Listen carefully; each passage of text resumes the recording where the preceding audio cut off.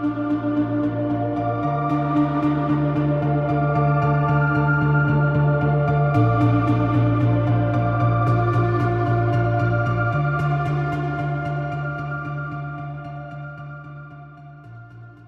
buenas noches a todos. Yo soy su presentador, Luis Enrique Gutiérrez Madrigani, ingeniero en nanotecnología. Una noche más en Ciencia y Cafeína. El día de hoy vamos a tener a 3 presentadores con nosotros de diferentes áreas de estudio para platicar un poco sobre un tema en común, un tema que es socialmente y mundialmente importante, ya que el cáncer impacta muchas partes de nuestra sociedad. Básicamente yo quisiera decir que el cáncer es la enfermedad en donde células anómalas empiezan a reproducir sin control alguno, dañando tejidos sanos de nuestro cuerpo. Cifras del 2020 arrojan que más de 19.3 millones de personas lo padecen y 14 de 100 personas fallecen por esta enfermedad. Entonces creo que es importante hablar sobre el cáncer. Entonces para eso tenemos primeramente al doctor Esteban, el cual nos va a presentar algunas de las más importantes preguntas al inicio de este programa. Comenzamos. Buenas noches, Esteban. Buenas tardes. Buenas noches. Gracias por invitarme. Esteban, comentaba aquí con el público sobre el tema de hoy, que es el cáncer. Tú eres un experto en este tema y me gustaría preguntarte, ¿cuáles son principalmente las similitudes entre una célula de cáncer y una célula normal? Claro, es un tema muy amplio, ¿no? Muy extenso, donde se puede dar un montón de información. Hoy hay muchísima información por el mismo. Pero iniciando con tu pregunta, las células cancerosas que se reproducen cuando estas no reciben las señales que se deben reproducir, ocasionan que estas se reproduzcan sin control, ¿no? Mientras que las sanas, lo único que hacen es cuando se reproducen, son cuando se reciben las señales. Las células cancerosas invaden áreas cercanas y se diseminan en otras áreas del cuerpo, mientras que las normales dejan de reproducirse cuando ya se encuentran con otras células. Ok, ahora me gustaría también saber básicamente cuáles son las similitudes entre estos tipos de cáncer. ¿Podrías comentarnos, por favor? Sí, por supuesto. La mayoría de los tipos de cáncer, la mayoría de los tipos de células cancerógenas tienen bastantes cosas en común, como por ejemplo la autorrenovación, la división celular asimétrica, la producción de gran cantidad de células sin control, la expresión de moléculas específicas. Lo que lo caracteriza es su habilidad para secretar enzimas para invadir otros tejidos del cuerpo y hacen que esto también se desarrolle en diferentes órganos del cuerpo humano. Ok, entonces por lo que yo en mi parte había escuchado, también investigado por ahí, es que existen alrededor de más de 100 tipos de cáncer que pueden alojarse en nuestro cuerpo y que nosotros podemos estar propensos a ellos. Por favor, ¿me podrías mencionar algunos de los más importantes, Esteban? Sí, por supuesto. Estos datos que voy a mencionar va a ser gracias a la Organización Mundial de la Salud, ¿no? Que menciona que los cánceres más comunes diagnosticados en el 2020 fueron, si mal no recuerdo, el cáncer de mama, el cáncer pulmonar, el cáncer colorectal, el cáncer de próstata, el cáncer de piel y el cáncer gástrico. Y las principales de desarrollar cáncer, que se debe a distintos favores, que es principalmente el consumo de tabaco excesivo, de alcohol y de exposición a radiación ultravioleta, al igual que seguir un mal cuidado del organismo, ¿no? También se debe a condiciones genéticas. Súper importante lo que acaba de comentar aquí el doctor Esteban, y para todos nuestros televidentes y para todas las personas presentes esta noche es importante recalcar que, como menciona Esteban, el cáncer no solamente puede ser generado por factores internos de uno, sino también externos. ¿Es correcto, Esteban? Sí, exactamente. Tiene que ver mucho la forma en la que tú llevas tu vida cotidiana, ¿no? O sea, si haces todos tipos de actividades que ya había mencionado, sí es muy importante de que prevengas todas estas acciones para evitar ese tipo de cáncer. Claro, día a día compartes con muchas o haces muchas de estas acciones sin pensar cuáles son los daños que te puede generar a tu cuerpo. Sin embargo, el saber y el conocer o informarte de esta enfermedad también ayudará a que tú puedas prevenir este tipo de acciones. Súper importante. Ahora nos vamos a un pequeño corte comercial para seguir con nuestros 2 ponentes de esta noche, unos doctores muy sabios, compañeros de estudios también. Ahora regresamos con Ciencia y Cafeína. Muchas gracias. Los médicos más importantes del país eligen a Instituto Zunino para tratar a sus pacientes, por su equipo humano de excelencia y el instrumental tecnológico más avanzado para la lucha contra el cáncer. Instituto Zunino, Fundación Marie Curie. La ciencia aumenta la esperanza. Regresamos del corte comercial aquí en Ciencia y Cafeína. Ahora vamos a tener a dos ingenieros y doctores en biología molecular, la doctora Brenda y el ingeniero en nanotecnología Oscar, ambos compañeros de estudios, impresionantes ingenieros. Por favor, pasen.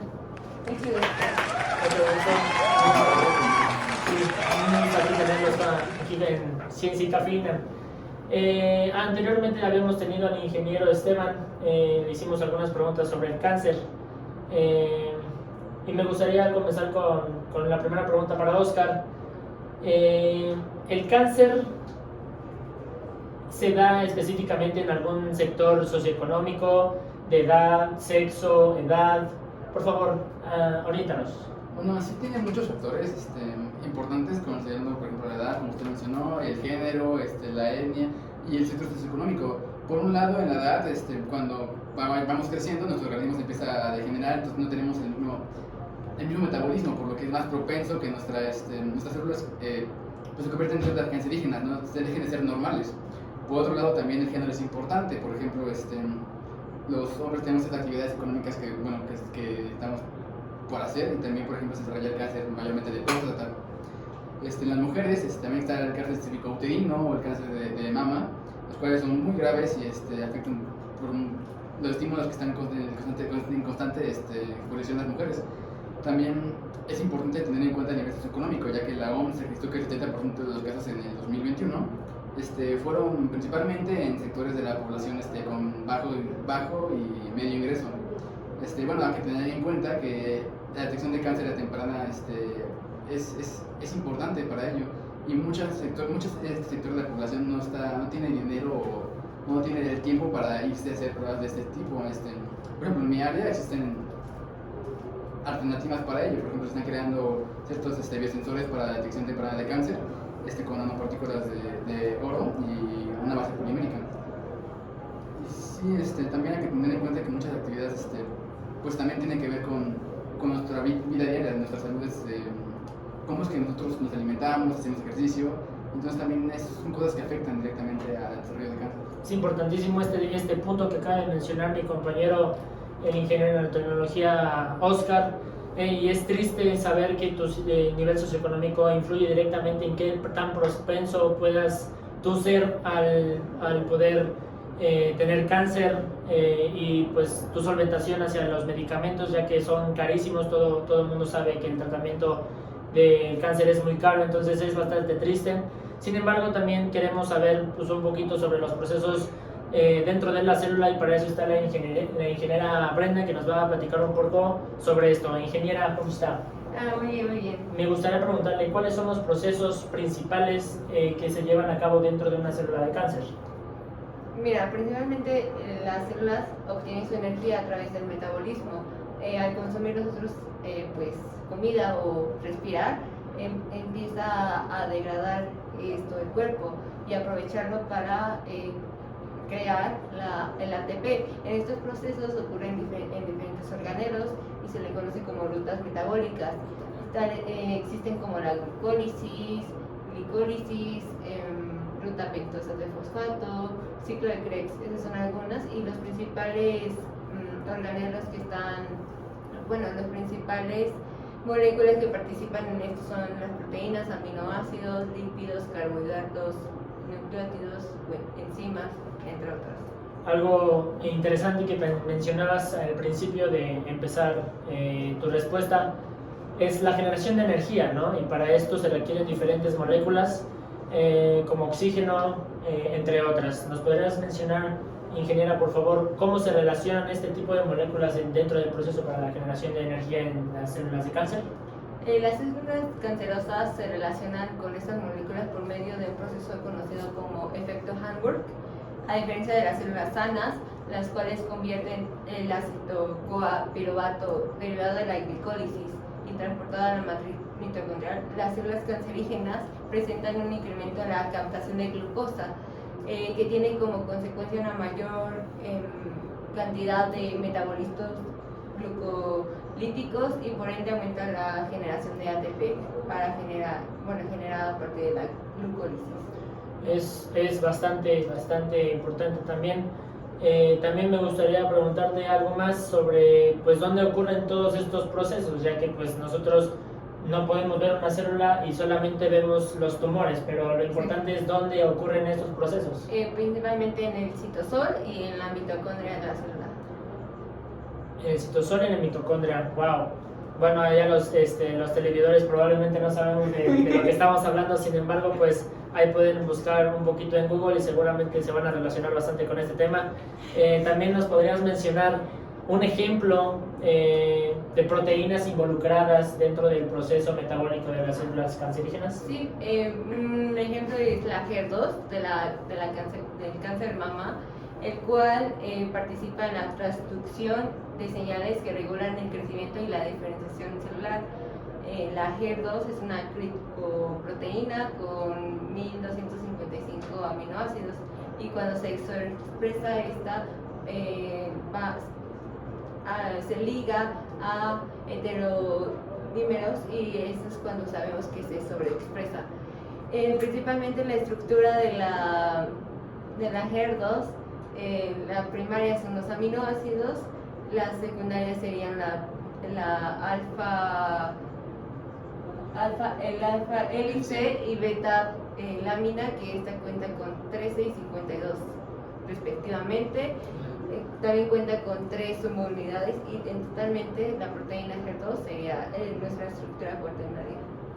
Ahora yo como presentador me gustaría agregar algo porque pues aquí también somos investigadores. Todo este proceso está íntimamente relacionado con la fermentación anaeróbica, en el cual pues, me gustaría agregar a lo que mencionó mi colega Brenda.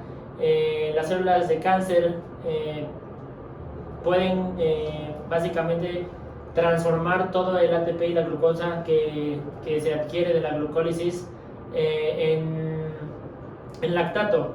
Y es por eso que este punto también es importante, ya que el lactato, la producción masiva de lactato está íntimamente relacionado con el cáncer.